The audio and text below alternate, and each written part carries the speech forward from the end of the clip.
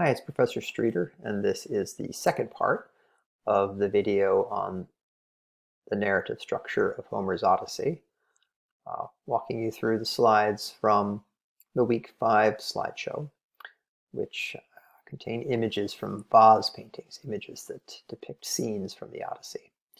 The homework for this week is to put together a narrative outline of books 1 through 10, and so hopefully this video helps you think about that a little bit. Sorry for the delay between the first part and the second part, but here we are.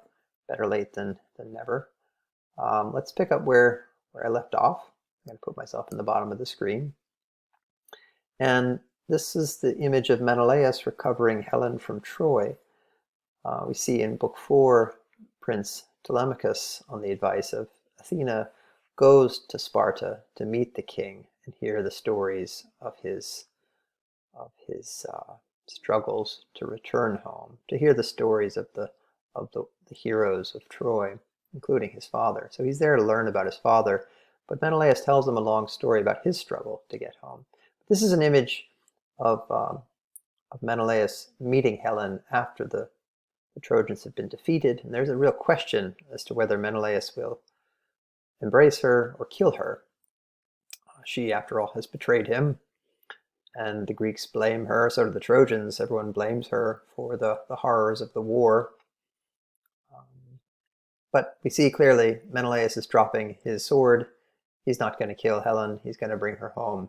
He's going to restore the marriage, restore the bond between himself and his wife. Okay.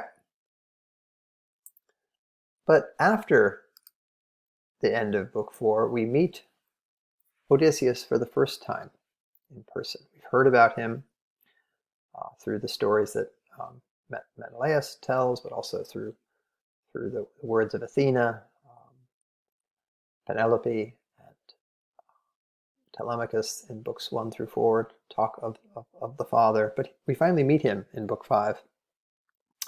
And this is an image of Calypso, the sea nymph, who lives on the island of Ogygia, and Odysseus has been there for 7 years.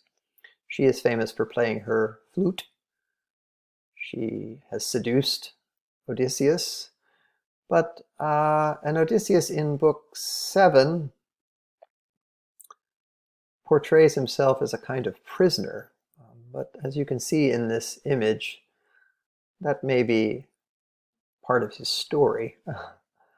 In any case, he seems to be enjoying himself on this couch. Calypso is reluctant to let him go. As you have read, she doesn't let him go by her own free will. She is ordered to do so by Hermes. So Athena has a two-part plan. The first part is for her to disguise herself and go to Ithaca to help Telemachus, the young prince, become a man and to protect him. The second part is to send Hermes, the messenger god, who carries the messages of Zeus. So this is partly why Athena needs her father's help. She needs her father to kind of give her permission to use Hermes, the messenger god. And so his role is to fly to Ogygia and persuade Calypso to let Odysseus go. It's more of a command, and she objects. And that's a very interesting scene where Calypso points out the injustice of her treatment by Hermes and Zeus. But she agrees to let Odysseus go, and he initially doesn't trust her.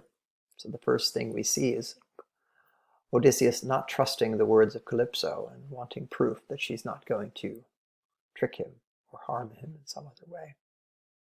So she makes that promise. And she helps him. He builds a raft. She helps him with that. And she sends him on his way. But as we see, Poseidon is awake. Poseidon sees all. He has returned from his travels, and he sees Odysseus on his raft, and he destroys the raft. And so Odysseus miraculously survives with the help of another sea nymph. with the assistance of another sea nymph. But there we see Odysseus kind of and how he makes his choices. And he floats up on the shore of Phaeacia. And the land of Phaeacia is described in some detail. We learn a lot about the Phaeacians in books 6 and 7 and 8. But his first encounter is with the princess. Now again, we have Athena sort of described as doing her work of preparing the way. She is responsible for sort of the princess being on the beach at the right time. And she's there with the other maids, the other maidens. They are washing clothes on the beach. And Odysseus emerges naked out of the bushes. And this is the scene where the beleaguered, lost king encounters the princess. And that's Athena on the right-hand side. We can see Athena behind her, kind of guiding her. And Nausicaa helps him find his way home. First by leading him to the house of the king and the queen, but she has a cunning about it, right? She realizes that if she's seen with Odysseus, she's a young, unmarried princess, and he is an unknown stranger, and if she is seen walking with him into the castle, there will be rumors and gossip. So she advises him to come in alone, and she gives him a plan, and he carries it out. But the princess here is a kind of an interesting figure. The way that he has to get help from her, but she also wants something from him. So they negotiate. There's a kind of give and take. And this is a theme in the story, Odysseus's way of negotiating, Odysseus's way of getting things from others. Okay. And in books 7 and 8, he is in the castle of the king and queen, Alcinous and Arete, right? King Alcinous and Queen Arete. And there are some beautiful moments of storytelling where the king brings the bard out to sing songs, the bard Democritus, to sing songs of the Trojan War. And this brings tears to Odysseus's face, because one of the songs is a song about him and Achilles. And the king sees Odysseus is crying and realizes that this is not just a nobody. This is an important person, someone who fought in the war, a hero of the Trojan War. And so he ultimately asks Odysseus to tell his tale. We see a lot in books 7 and 8 of the customs of hospitality and how hosts treat their guests. Right? The Phaeacians are consummate hosts. They feed him. They bring out the bard to sing songs. And then there is an interlude of games, right? They break from eating and drinking and singing songs to go outside and play Olympic-style games. And one of the men calls out Odysseus, calls him basically suggests that he's no athlete. And so Odysseus gets to prove himself. He throws the disc and he surprises all the men with his skills.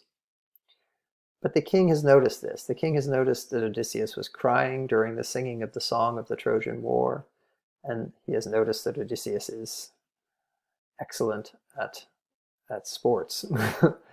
And so the king wants Odysseus to tell his story, but Odysseus waits for the right time. He needs something from the king. He needs the king to help him home. The Phaeacians are known for their ships. Odysseus has come to the right place. Right? The Phaeacians will give him the ship and send him home, but not before, right? He gives them something. He has to give them a gift. Well, what he can give them is a story.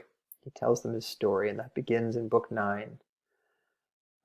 the story of what happened to Odysseus and his men after they left Troy. And that begins with Book 9, right? There's the story of the lotus eaters and the island where the men tried to eat the lotus, which would make them forget where they came from. A sort of life of starting over, a life of pleasure on the island of the lotus eaters, forgetting all your past struggles, forgetting your home. But Odysseus convinces the men not to eat the lotus. No, we must move on. We must continue home. And after that, they end up on an island of giants who eat some of Odysseus's men. So the men are scared. They're scared when they come to the land of the Cyclops. And this is where Polyphemus, the Cyclops, lives. And this is the theme of sort of, they go to foreign lands and they try to find out how people live. And it's here that they discover what's called the savage race of the Cyclops. And this is your discussion question this year, is to think about the way of life of the Cyclops. But this is kind of a theme and how it differs from the way of life of the Greeks. This is a theme of these books and this sort of story that Odysseus is telling, that his men are encountering many different types of people. Right? He's telling the story to the Phaeacians, right? They seem to share the customs of hospitality that the Greeks do. But the Cyclops are not hospitable people. And this is a kind of a question that Odysseus has every time he lands on an island. You know, are these law-abiding people? Are these people like us? Are they like the Greeks? Do they respect our customs or not? Well, the Cyclops are a very different kind of people, and Polyphemus very quickly reveals himself to be a kind of threat to Odysseus and his men. So this is in Book 9, we have the story of Odysseus blinding the Cyclops and figuring out how to escape from his clutches. But at the very end of that story, Odysseus reveals his identity, and so it is Polyphemus who turns out to be the source of Odysseus's woes, because Polyphemus is the son of Poseidon, the sea god. And when Odysseus reveals his identity to Polyphemus, he curses Odysseus, much the way Humbaba curses Gilgamesh. And the curse of Polyphemus, right, is carried out by Poseidon, in much the way that the gods decide upon the fate of Enlil after Humbaba curses him. Right? The gods, with Enlil making the final decision that Enkidu must die. Right? So we have this, again, a sort of monstrous figure, not killed, but sort of blinded by Odysseus. But this brings about a curse, and it's this curse that makes it hard for Odysseus to find his way home. Okay, and so there's Poseidon, and we talked about Athena last time. Athena and Poseidon side by side. But here, so we're running out of time for this video. I can only make 15-minute videos, so this will be part 2, I guess, of 3. But Odysseus finds himself on the island of Circe, right, after leaving the Cyclops. His crew ends up marooned on the island of Circe, and they are looking for help. Right? They are short of supplies, they are hungry, they're thirsty. But Circe, as we'll learn in the book by Madeline Miller, is suspicious of men. And so when Odysseus's men come to her house, she uses her powers. She's a kind of witch. She uses her powers to turn the men into pigs. At which point Odysseus goes back to the house to try to save his men. Some of Odysseus's men just want to leave and cut their losses, but Odysseus is committed to saving the men.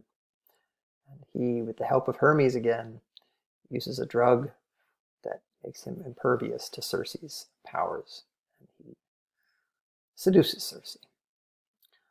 But here's the scene where Odysseus, he's not going to kill her, he threatens her, and they kind of come to an agreement. Again, they both want something from each other, and they negotiate. This is the beginning of the negotiation. You can see the pig man over here. One of Odysseus' men has been turned into a pig, but Odysseus, he can resist.